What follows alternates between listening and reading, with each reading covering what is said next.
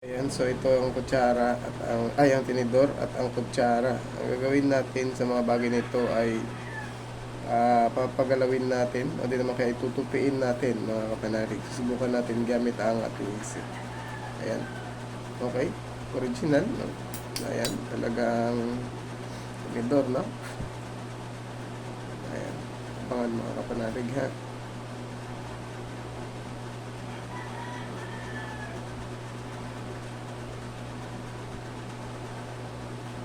Pagmasdan maigi mga kapanalig. Huwag ukuran. Ayan, no? Ayan. Makikita ninyo. Ayan na yung result niya. Ayan.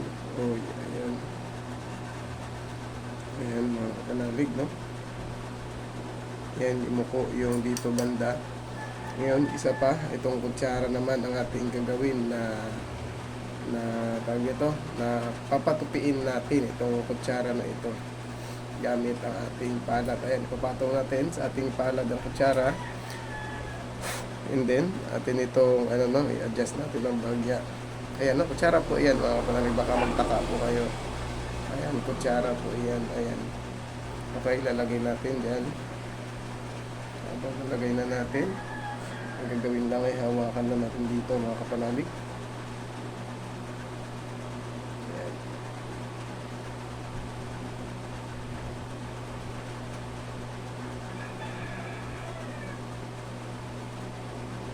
Ayan, no?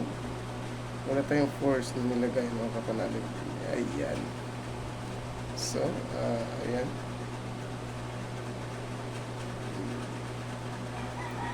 Okay, isa pa. Ipapabind pa natin ang bahagya, mga kapanalig.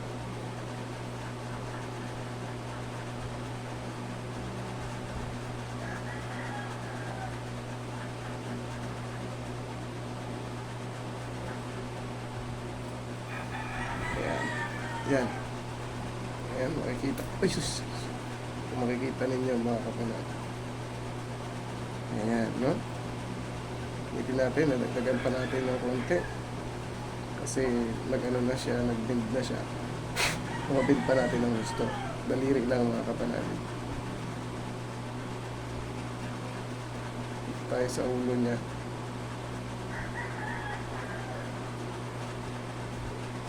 Ayan. Ayun, no? Kapanalig, ayan. Baka iniisip nyo yan ay peke. Ayan po. Ayan. Ayan. Talagang matigas po yan.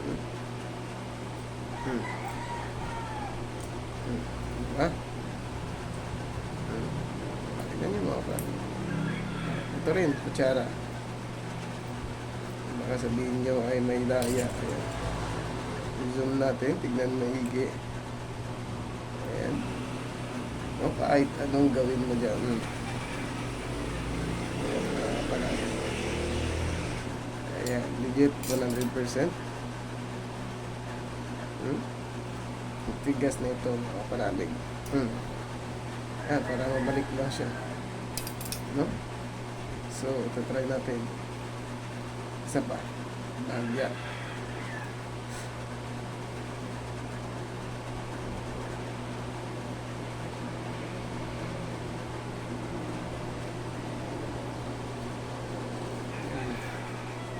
Ayan, mga panalig.